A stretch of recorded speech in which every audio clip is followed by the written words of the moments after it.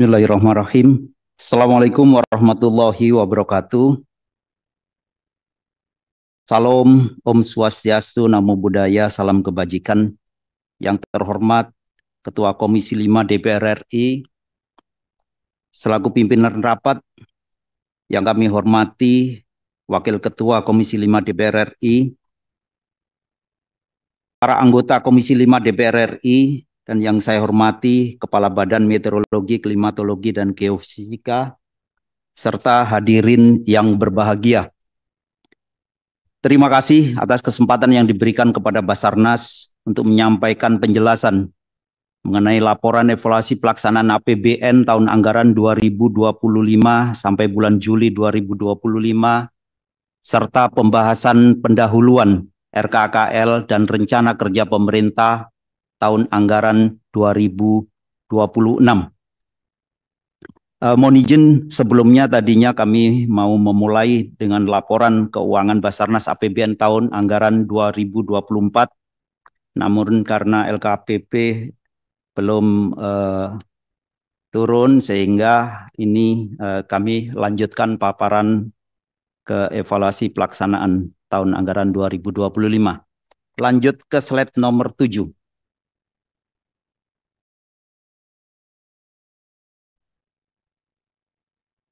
Mohon izin kami sampaikan bahwa Basarnas mendapatkan opini BPK-RI atas hasil pemeriksaan laporan keuangan dengan predikat wajar tanpa pengecualian berturut-turut 13 tahun mulai dari tahun 2011 sampai 2023.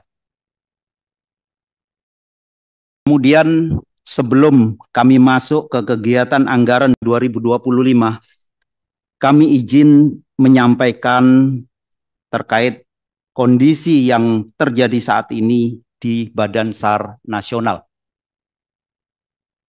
Sesuai Undang-Undang Nomor 29 Tahun 2014, Badan SAR Nasional melaksanakan tugas Search and Rescue berdasar pada Konvensi Internasional Maritime Organization atau IMO dan International Civil Aviation Organization atau ICAO. IMO dan ICAO mengembangkan standar dan rekomendasi keselamatan penerbangan dan maritim dengan penyediaan sistem deteksi sinyal mara bahaya penerbangan dan pelayaran yang dikelola oleh organisasi Kospas Sarsat.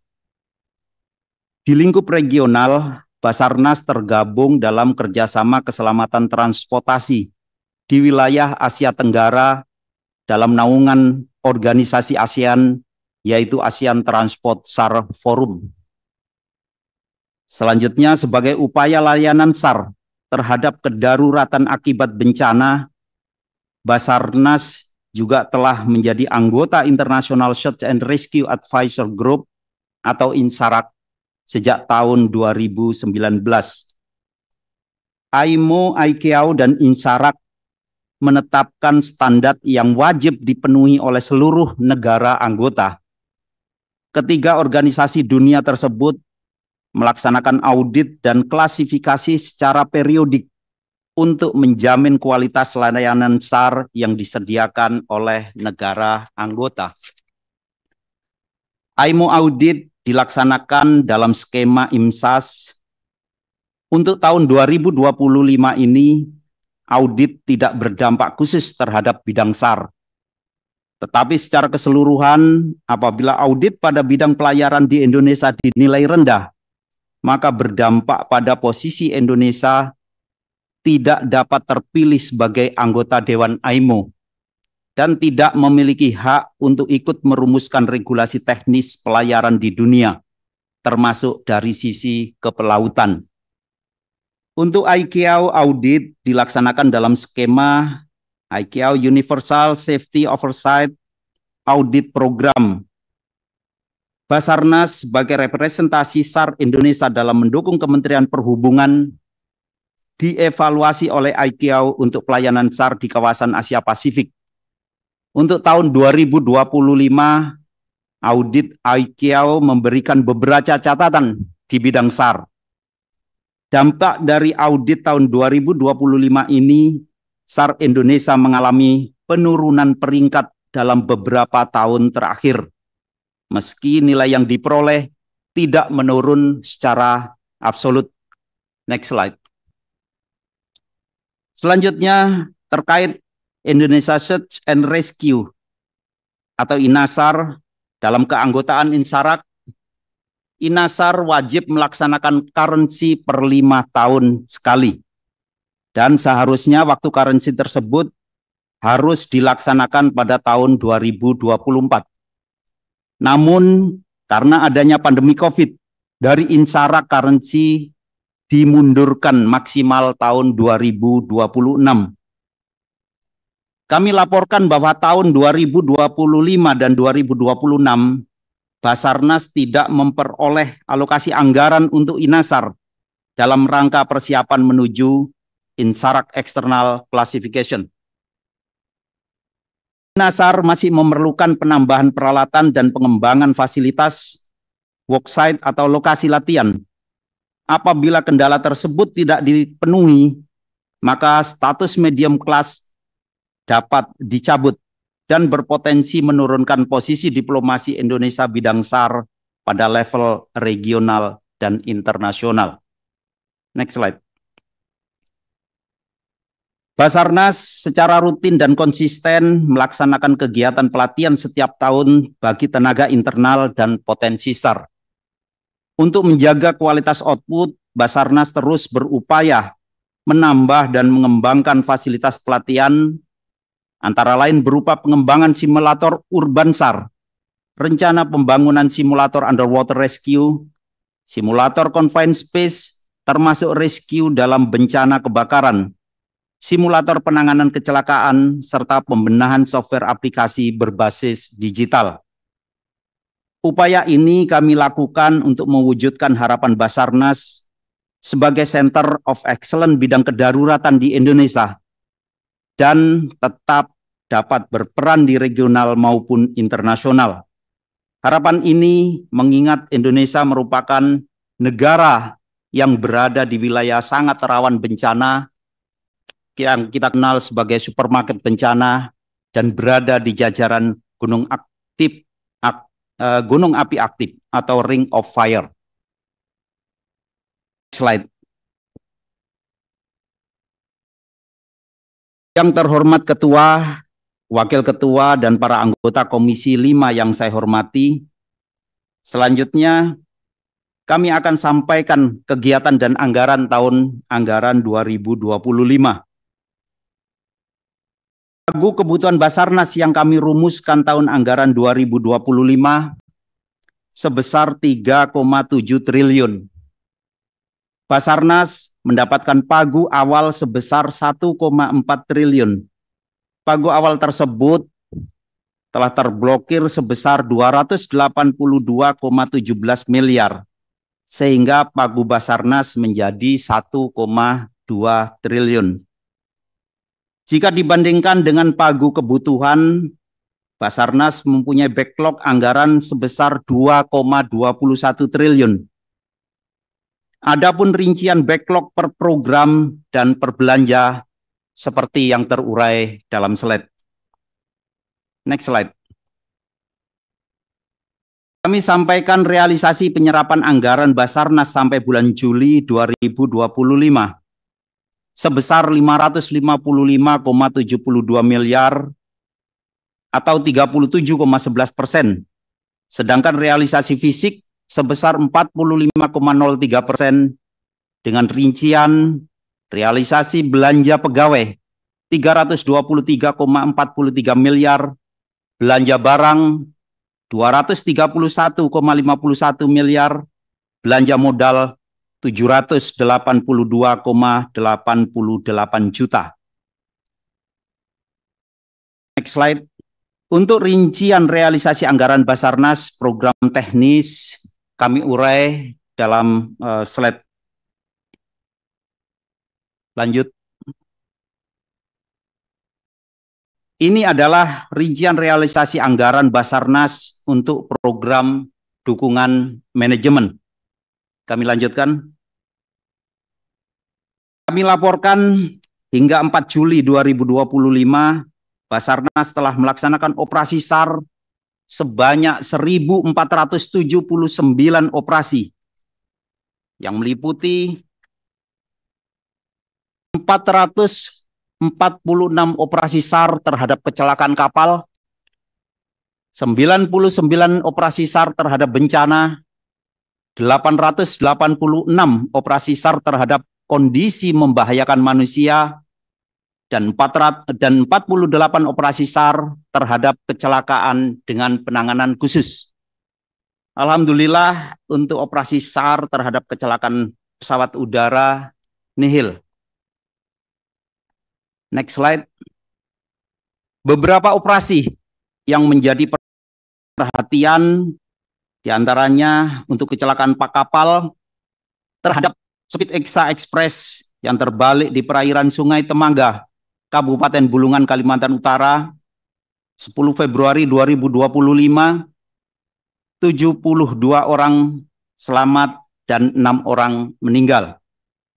Kemudian operasi SAR kapal feri Muklisa tenggelam di perairan Teluk Balikpapan 5 Mei 2025, 42 orang bisa diselamatkan dan 2 orang meninggal. Selanjutnya operasi SAR kapal Tiga Putra tenggelam di pantai Zakat Kota Bengkulu 11 Mei 2025. 97 orang bisa diselamatkan dan 7 orang meninggal. Dan yang sedang berlangsung saat ini yaitu operasi SAR terhadap KMP Tunu Pratama Jaya yang tenggelam di perairan Selat Bali mulai atau yang terjadi pada tanggal 2 Juli 2025. Untuk hasil operasi saat ini 30 orang bisa diselamatkan dan 9 orang sudah ditemukan dalam kondisi meninggal. Sehingga dari manifest yang ada masih ada 27 orang yang sedang dalam pencarian. Next slide. Untuk operasi SAR yang menjadi perhatian yang disebabkan oleh kecelakaan dan penanganan khusus dan bencana seperti yang terurai dalam slide. Kemudian terhadap kondisi yang membahayakan manusia yang menjadi pusat perhatian yaitu operasi SAR terhadap 15 pendaki Gunung Kartens di Timika tanggal 2 Maret 2025. Sebanyak 13 orang bisa diselamatkan dan 2 orang meninggal. Kemudian yang terakhir, beberapa waktu yang lalu, operasi SAR terhadap turis asal Brasil di Gunung Rinjani, Lombok pada tanggal 21 Juni 2025, yang bersangkutan akhirnya meninggal dunia. Next slide. Dalam kegiatan kesiapsiagaan, telah dilaksanakan latihan 3 kali latihan bersama dengan Australia, Singapura, dan Malaysia, serta dengan kapal asing dari Norwegia. 3 kali latihan komunikasi SAR dengan United Kingdom, Norwegia, dan India, serta 11 kali latihan gabungan kesiapsiagaan di kantor SAR. Kegiatan siaga yang telah dilaksanakan meliputi siaga rutin, siaga SAR khusus lebaran, dan siaga SAR khusus lainnya.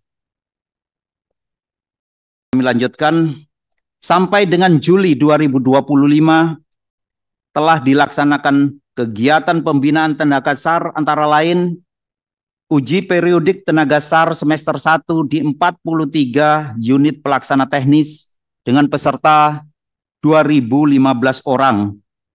Pembinaan jabatan fungsional SAR secara internal dan eksternal melalui diseminasi sebanyak 764 orang.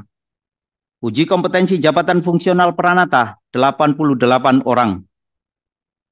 Sedangkan kegiatan pembinaan potensi SAR hingga bulan Juli tahun 2025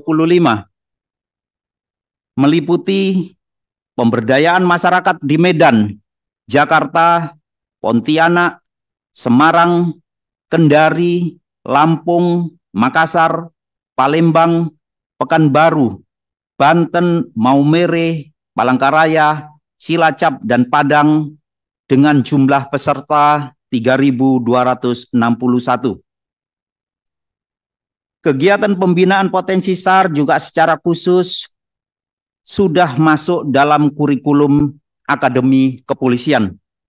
Sesuai dengan perjama kami dengan Kementerian Pendidikan dan Dikti, bahwa kami sudah melaksanakan kegiatan mulai dari SAR pra-school sampai pra-go to school sampai ke level akademi.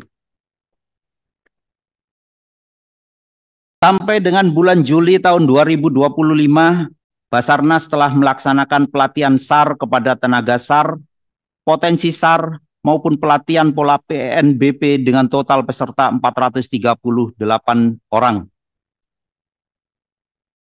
Kami sampaikan juga untuk kegiatan pengelolaan sarana dan prasarana SAR pada saat ini kami sampaikan yang pertama, pemeliharaan kapal. Kapal Basarnas yang telah memasuki jadwal docking pada tahun anggaran 2025 ini sebanyak 23 kapal. Namun dengan keterbatasan anggaran yang ada, hanya mampu melaksanakan docking 11 kapal. Yang berikutnya pemeliharaan pesawat helikopter. Basarnas memiliki 12 unit helikopter yang harus dipelihara. Dengan keterbatasan anggaran yang ada, tahun 2025 ini hanya mampu merencanakan kesiapan helikopter sebanyak 5 unit secara bergantian. Selanjutnya kami sampaikan kegiatan pengelolaan sistem komunikasi. Next slide. Secara khusus kami sampaikan bahwa Basarnas memiliki Meulud dan kondisi saat ini kami laporkan dalam kondisi unserviceable. Anggaran pemeliharaan yang dialokasikan hanya mampu mendukung sampai bulan Juni 2025. Apabila kondisi ini tidak diaktifkan kembali, maka Indonesia akan dinyatakan tidak aktif dalam keanggotaan Kospat Sarsat. Kami lanjutkan slide berikutnya.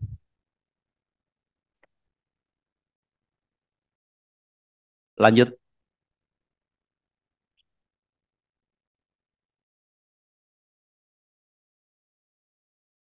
Pada kegiatan pengelolaan teknologi informasi SAR telah dilaksanakan kegiatan-kegiatan yang kami urai dalam slide. Bisa lanjut slide berikutnya ke slide 31. Sebelum kami melanjutkan ke pembahasan berikutnya, izin kami sampaikan bahwa peringkat SAR Indonesia sesuai Asia Pacific SAR Plan Implementation mengalami penurunan berturut-turut. Indonesia sempat pada posisi 5 besar, yaitu tahun 2023, setelah Singapura, Amerika, Australia, dan Vietnam. Selanjutnya, tahun 2024 tergeser ke posisi 6 setelah Singapura, Amerika, Australia, Vietnam, Hong Kong, China. Dan tahun 2025 ini juga mengalami penurunan ke posisi 8. Yang terhormat Ketua, Wakil Ketua, dan para anggota Komisi 5 yang saya hormati,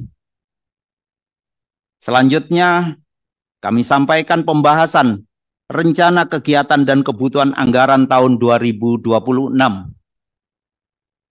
Berdasarkan surat bersama Pagu Indikatif Menteri Keuangan RI dan Menteri Perencanaan Pembangunan Nasional, Basarnas memperoleh pagu indikatif sebesar 1,01 triliun tahun anggaran 2026 dengan rincian program teknis sebesar 279,65 miliar, program dukungan administrasi sebesar 732,11 miliar.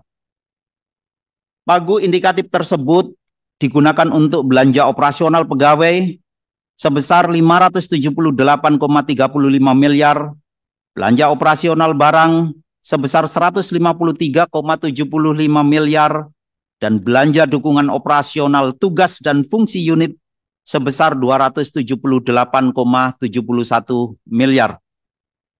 Kegiatan dengan sumber dana melalui PNBP sebesar 943,84 juta. Next slide.